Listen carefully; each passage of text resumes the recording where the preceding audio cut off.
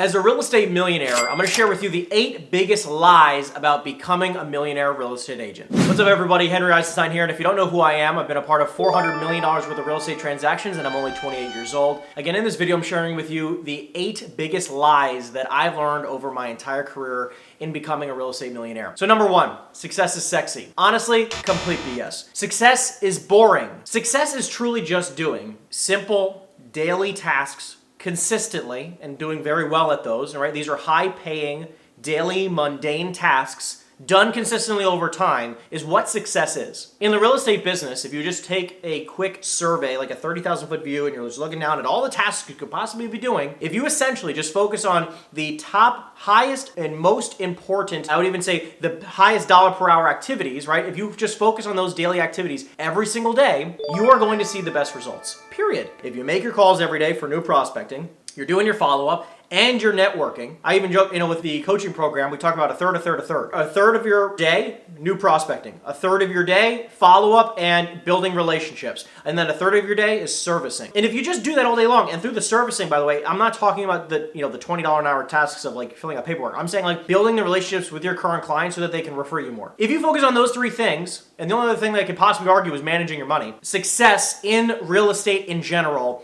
is becoming obsessed with the daily, mundane BS of the most important tasks there is. Success is not super sexy in the real estate business as much as Instagram wants to pitch you that. Success is boring, and by the way, that's a good thing. If success looks boring in your business right now, that means you're probably making a lot of money and you have a lot of free time, right? Where you're now able to go do whatever you want. Point number 2, it's not about how much you make, it's about how you spend your money that will create wealth. The biggest lie that I heard when it comes to making money is that you have to make a lot of money to be rich. And I'm sure a lot of you guys have heard that before. I'm giving you the underneath the hood here on this. I have been somebody who's made hundreds of thousands of dollars since the age of 23 years old. It's kind of insane to think about how much money I've spent throughout my young career here. If I would have just been smarter with my money sooner, I would be a lot wealthier today. Thankfully things worked out anyways, but I'm here to share with you that if I would have just been smarter with how I spend my money, I would be a lot further along on the wealth chart here. Wealth is truly just categorized or even sought as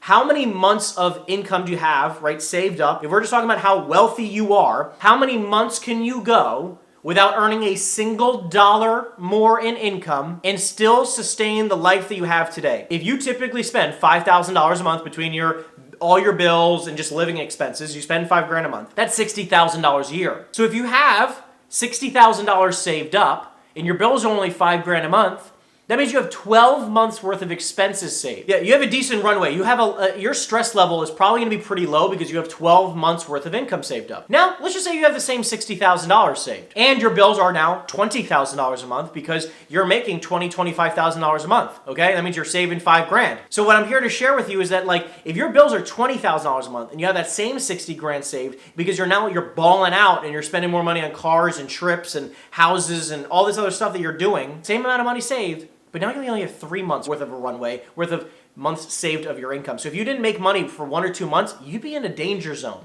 And I see this all the time with people who, quote, make a lot of money. Their expenses supersede how much money that they're making sometimes. And just because you're making 30, 40, 50, 80, 100,000 a month doesn't mean they're actually saving a lot of money. Because what a majority of people do is that the more money they make, the more money they spend. And sometimes that ends up kind of teetering here, especially when the economy starts shifting. It's not about how much money you make, it's about how much money you keep. Point number 3, success takes sacrifice. Here's the thing that I actually want to debunk, because I agree that success takes sacrifice, but what I think ends up happening is that too many of us think that success only takes a few weeks or a few months of sacrifice, which is complete BS. Success takes years of sacrifice. As an example, I spent nearly 3 years straight working 100+ hour work weeks to go from 0 to over $100,000 a month in income. 3 years, guys, of 100-hour work weeks and hundreds and hundreds of thousands of cold calls, thousands of meetings, everything that's encapsulated in that. 3 years of my life I sacrificed. Now, a lot of you are watching this video I'm not doing that. You're probably not going to make 7 figures in real estate. You're just not, unless you're going to make certain sacrifices. It's just what it takes. Majority of people who want to make 7 figures or more or become a millionaire in real estate are going to happen in one of a few ways. If you want it to happen super fast, like I wanted it to happen more than anything,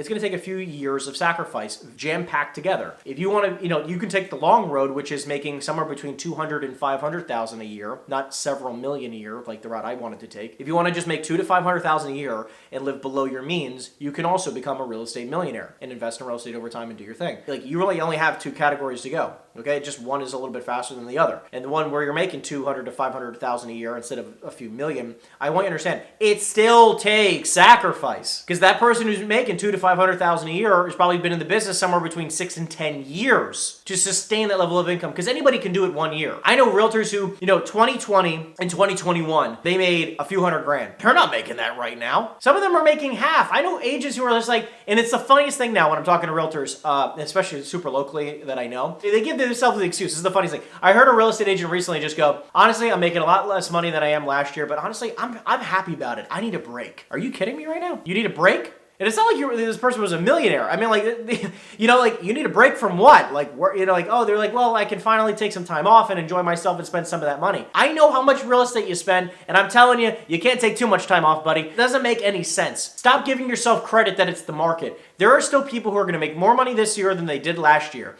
There's going to be a lot of people who make less money this year than they did last year. And so, like, even the same thing into 2023. There's going to be people who make less money in 2023 than they did the year before, and so on and so forth, because the economy is shifting. However, if you make these slight shifts, right, I've been working on spending a lot less money each and every single month, paying attention to my bills so that I can cut as much expenses out of my life as possible without going to the point where, like, honestly, like, listen, I still want to live my life. However, I know life is normally very long. So, like, instead of doing stupid things like flying first class everywhere that I go, I don't need to fly first class everywhere. It doesn't matter to me. That type of stuff doesn't matter when I can save myself sometimes, if I'm going on 2 trips back and forth, that's an extra $1,000 per ticket times 2 for me and my fiance. I'm saving myself thousands of dollars a month by making one slight shift. Flying coach versus first class. It just doesn't matter to me that much. And yeah, we understand. I can still spend the money on flying first class and it wouldn't affect my life. However, I would rather have the $5,000 to $10,000 extra in my bank account than fly first class. It just doesn't matter to me. Especially like when you get into you're going to the same place, people, and all that they do differently is the seat is a little bit larger and you get some free drinks. I'd rather pay for the drink and I will still save myself $1,000. You see how I'm just saying? Thinking a little differently instead of just,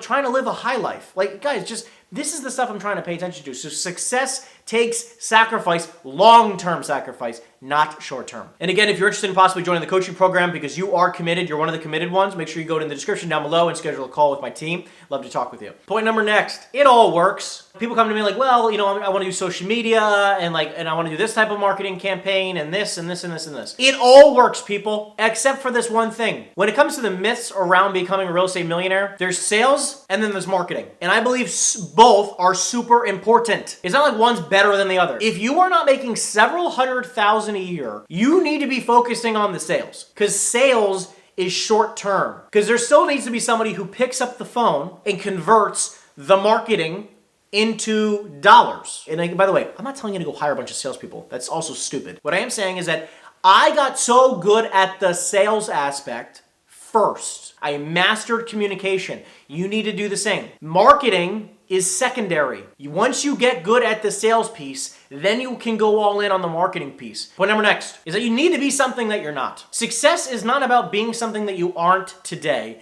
but it's truly falling in love with who you are and being the authentic you. People want to do business with you, okay? They don't want to do business with your business. They want to do business with you. They are choosing you. So that comes down to who you are as a person. And when you show up and it's really stuffy and like you're not comfortable being in a suit for whatever reason, then you probably shouldn't be wearing a suit. If that's not authentically you, that's okay. People aren't going to do business with you because you're wearing a suit. They're going to do business with you because you are authentically you and they like doing business with that person. That's all this is about. Social media has brainwashed so many people into thinking we need to wear suits all day long. We need to look this type of way. Look professional. For me, I loved wearing suits. It's who authentically I felt the most comfortable being. So I didn't have to put on a facade. It's just who I felt like I was. I used to wear a suit all the time. That's not how I feel anymore. So guess what? I don't need to wear a suit anymore. The only reason why I'm wearing a suit today is because I was taking professional shots before. I don't need to wear a suit anymore. I just don't care. Point number next is you need to know everything before you can make money in this business. That's complete BS. Because I feel like there's a lot of things in this business that I still don't know, and I've made millions and millions of dollars in real estate. You don't need to know everything.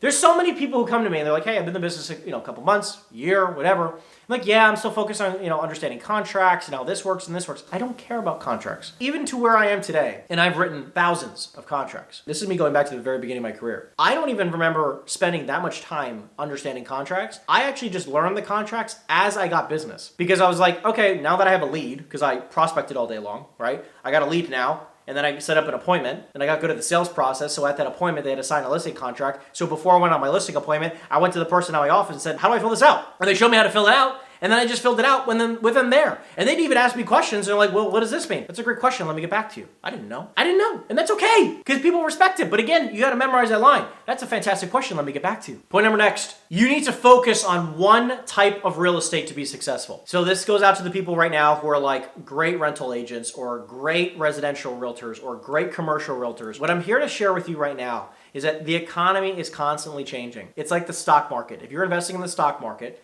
yes, you can just do, you can slowly but surely invest in the S&P 500 index funds forever. However, what about the years? Like this year in 2022, I'm recording this video in October of 2022, the economy has tanked 20 plus points, okay? This year, if you just invested in the S&P 500, you would have lost 20% of your portfolio. So you need to get an understanding of how to diversify your skill set. Same thing in real estate. In real estate, the residential world, okay, has slowed down. There's a lot less transactions in the residential world than there was a year ago or the year before. That being said, if you just focused on doing residential transactions, more likely than not, you are going to sell less real estate this year. I've been telling my coaching students, really quick side note, quick tip, okay? I've been saying to them for the last year and a half or so, hey, the economy is going to shift before you even realize it's shifting underneath your feet right now. And you're really, thankfully, you're making a lot of money right now. But if you don't adjust your business to thinking that in 2022, 2023, 2024, possibly, you are going to sell less real estate every year. And if you want to make more money, you are going to have to make powerful shifts in your business ASAP. And a lot of my clients have been doing exactly that. Becoming a dynamic realtor will change your career. If you can get good at adapting and shifting and moving around and moving through the asset classes as a real estate agent, because your license can transfer between residential and commercial. Like there's no separate license you need. And if you don't become a dynamic realtor, when the economies shift, it's going to be very hard to do that. Last point for you guys, really important one. The wealth in real estate is in the selling. Complete myth, complete BS. The wealth in real estate is in the ownership of the property. As a real estate agent, we are taught to sell, sell, sell, sell, sell. When in reality, we should learn how to sell enough real estate so we can own it. Because a lot of real estate agents can't even qualify to buy a home, which is crazy, but it's because, again, number one, they don't manage their money well. Number two, they probably, most of them don't have the great credit. Because they don't make a lot of money, so it's a wild world here, okay, in real estate. It's not like all these people are crushing it. The most successful people in the real estate world own a lot of real estate. They don't need to just necessarily sell a lot of real estate. That's the dream here, guys. Owning the real estate so that you can stop selling the real estate. Everything I gave you is things that has taken me a long time to learn and actually really truly see it for myself over the last few years. For all of you here listening today, you don't have to memorize all these points. I'm just telling you is just go all in the sacrifice piece and obsessing over the daily mundane, tasks. Those two things right now, I guarantee you, especially through this, this crazy world we're about to see with the economy shift, just those two things alone, make those sacrifices over the next year or so, and make your calls, get obsessed with that daily mundane tasks, and you are going to succeed as well. If you love these videos, I'd ask you to do a few things for me. Make sure you subscribe if you haven't subscribed. Make sure you like these videos and comment with any questions you might have. We answer every single question in the comment section below. I love you guys so much, and I'll see you in the next video. Take care.